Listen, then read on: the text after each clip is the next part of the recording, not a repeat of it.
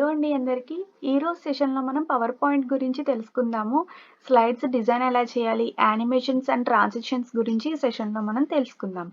అయితే ముందుగా మనం పవర్ పాయింట్ అనేది ఎందుకు యూజ్ చేస్తాము అని తెలుసుకుంటే, ఏంటి అంటే మన ప్రెజెంటేషన్స్ ఏదన్నా ఇవ్వాలి అన్నా, సెమినార్స్ ఇవ్వాలి అన్నా, మ్యాటర్‌ని మనం ఏం చెప్పాలనుకుంటున్నామో ఆ మ్యాటర్‌ని స్లైడ్స్ రూపంలో డిజైన్ చేసుకోవడం జరుగుద్ది.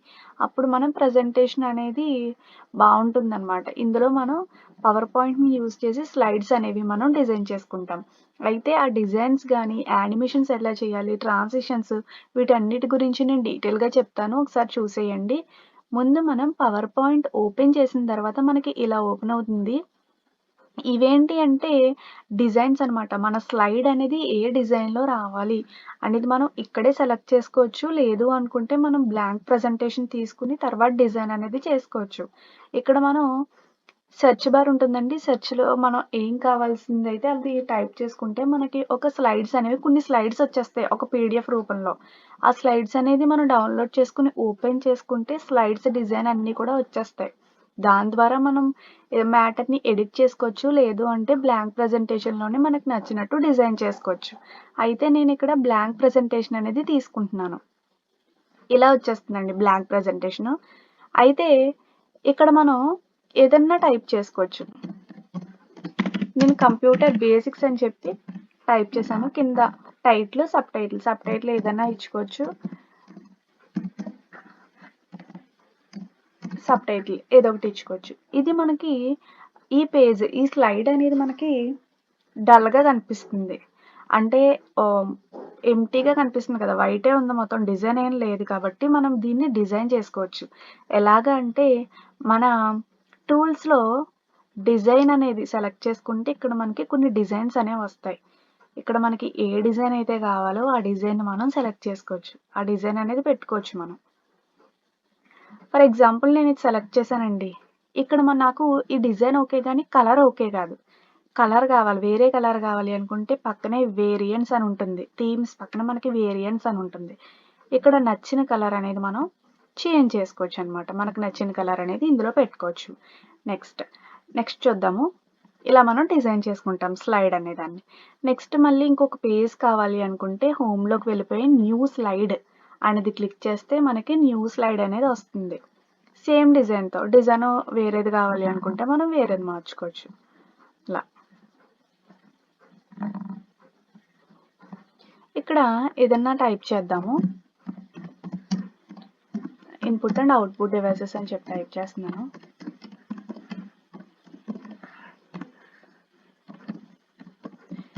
ఇన్పుట్ డివైసెస్ ఆర్ keyboard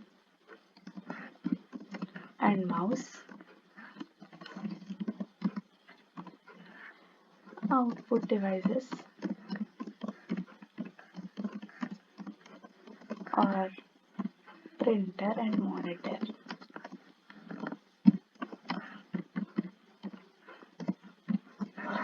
ఇలా నేను కొన్ని పాయింట్స్ అనేది టైప్ చేశాను. ఈ పాయింట్స్ నాకు ఈ బుల్లెట్స్ రూపంలో కావాలి అని అనుకోవట్లేదు. అప్పుడేం చేయాలి అంటే మొత్తం సెలెక్ట్ చేసి రైట్ క్లిక్ ఇస్తే మనకి కన్వర్ట్ టు స్మార్ట్ ఆర్ట్ అని చెప్పి వస్తుంది. అది క్లిక్ చేస్తే మనకి పక్కన చూసారు కదా డిజైన్స్ అనేవి వస్తాయి. అందులో మనకు నచ్చింది మనం సెలెక్ట్ చేసుకోవచ్చు. అప్పుడు ఇలా మనకి కన్వర్ట్ అయిపోతుంది. నెక్స్ట్ స్లైడ్ తీసుకున్నప్పుడు మనం ఏదైనా for example first generation computer, second generation computer తీసుకుందాం. First generation of computer and second generation of computer.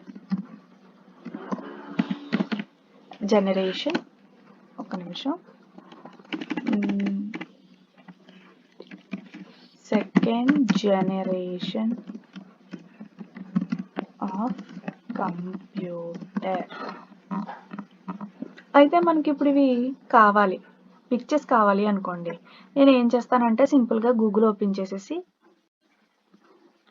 గూగుల్లో నాకు కావాల్సింది టైప్ చేస్తాను. First generation of computer.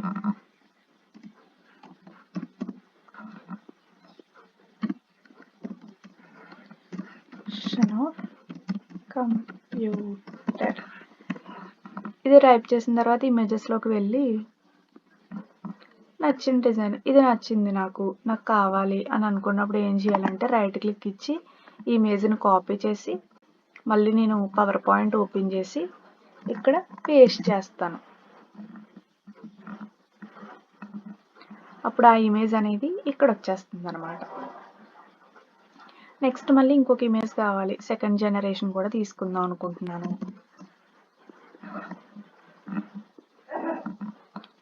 ఇది మనకి సెకండ్ జనరేషన్. సో మళ్ళీ రైట్ క్లిక్ ఇస్తాము, కాపీ ఇమేజ్ చేస్తాము, పవర్ పాయింట్లోకి వచ్చి అది పేస్ట్ చేస్తాము. ఇక్కడ మనకి సెకండ్ జనరేషన్ ఆఫ్ కంప్యూటర్ అనేది వచ్చేసింది. అయితే ఇప్పుడు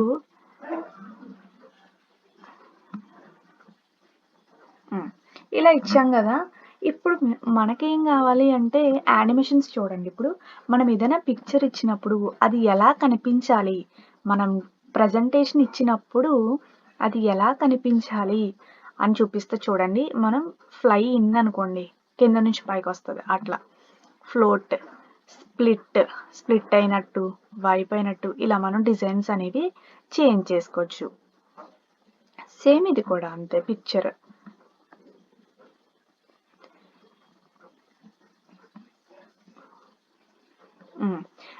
same first generation of computer and second generation of కంప్యూటర్కి కూడా మనం ఇలా పెట్టుకోవచ్చు అనమాట. సేమ్ డేటా అయినా అలా పెట్టుకోవచ్చు, పిక్చర్స్ అయినా సరే మనం అలా పెట్టుకోవచ్చు. అదే యానిమేషన్స్ అండి. యానిమేషన్స్ అంటే ఎలా రావాలి అని చెప్పి, మన మ్యాటర్ అనేది ఫ్లో అవుతున్నట్టు ఎలా రావాలి అని చెప్పి. ట్రాన్సిషన్స్ అయితే ఒకసారి చూడండి, మన స్లైడ్ మొత్తం ఎలా కనిపించాలి అనేది మనకి ఇలా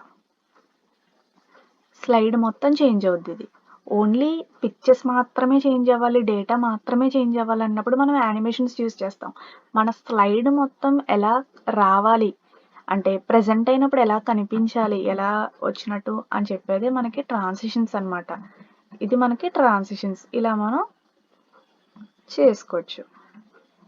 అయితే ఇప్పుడు ఇది అయిపోయింది కదండి. మనం డేటా మొత్తం ఎంటర్ చేసేసిన తర్వాత అంతా బాగానే ఉంటుంది, కానీ సేవ్ చేయడం రాదు.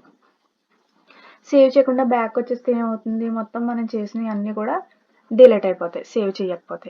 అప్పుడు సేవ్ ఎలా చేసుకోవాలి అనేది చూపిస్తాను చూడండి. మనం ఫైల్లోకి వెళ్ళి ఫైల్ ఓపెన్ చేస్తే అక్కడ సేవ్ యాజ్ అని సేవ్ అని కనిపిస్తుంది.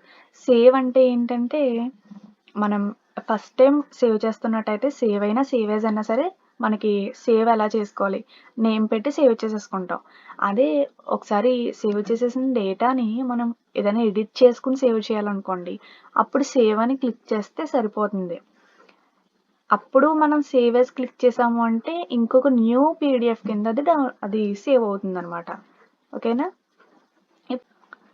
ఫైల్ ఓపెన్ చేస్తే మనకి సేవ్ అండ్ సేవ్ యాజ్ అంటూ కనిపిస్తాయండి. సేవ్ యాజ్ క్లిక్ చేసి మనం దిస్ పీసీ ఎక్కడైతే లొకేషన్ అనేది సెలెక్ట్ చేసుకుంటే ఆ లొకేషన్ దగ్గర అది సేవ్ అవుతుంది. డెస్క్టాప్ సెలెక్ట్ చేశాను అనుకోండి, ఇక్కడ ఇలా మనకి సేవ్ అయిపోతుంది అనమాట.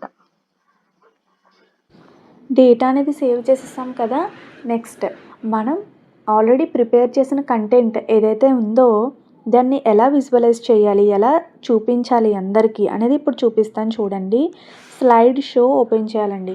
అంటే మనం ఇప్పుడు ఎలా ఉందో అలా అయితే ప్రజెంట్ చేయలేము, కాబట్టి మనం ఏం చేస్తాము, స్లైడ్ షో అనే దాంట్లోకి వెళ్తే మనం ఓన్లీ మన స్లైడ్ మాత్రమే విజువలైజ్ అవుతుందన్నమాట. మనం ప్రజెంటేషన్ ఇచ్చినప్పుడు స్లైడ్ షోలోకి వెళ్ళి ఫ్రమ్ బిగినింగ్ అనేది క్లిక్ చేశారనుకోండి, మన ప్రజెంటేషన్ అనేది ఇలా కనిపిస్తుంది. ఓన్లీ మన స్లైడ్స్ మాత్రమే కనిపిస్తాయి, బ్యాక్గ్రౌండ్ ఏం కనిపించదు. ఇలా నెక్స్ట్ ఎంటర్ చేసామంటే ఒక పిక్చర్ వస్తుంది, నెక్స్ట్ ఎంటర్ చేయాలి, నెక్స్ట్ అలా ఎంటర్ చేసిన వెంటనే మనం ఇక్కడ అవి యూజ్ చేసాం కదా, దానివల్ల ఇది చేంజ్ అవ్వడం అనేది కనిపిస్తుంది అనమాట. ఇలా మనం ప్రజెంటేషన్ ఏదైనా సరే ప్రిపేర్ చేసుకోవచ్చు పీపీటీలో. ఇప్పుడు దీంట్లో నుంచి మనం బయటకు వచ్చేయాలంటే కీబోర్డ్లో ఈఎస్సీ ఉంటుంది, అది క్లిక్ చేస్తే మనం బ్యాక్ వచ్చేస్తాం అనమాట. దట్స్ ఇట్ అండి. ఇది మన ఈరోజు సెషన్. మీ ఫ్రెండ్స్ ఎవరికైనా హెల్ప్ అవుతుంది అనుకుంటే వాళ్ళకి షేర్ చేయండి. Like, share and subscribe. Thank you.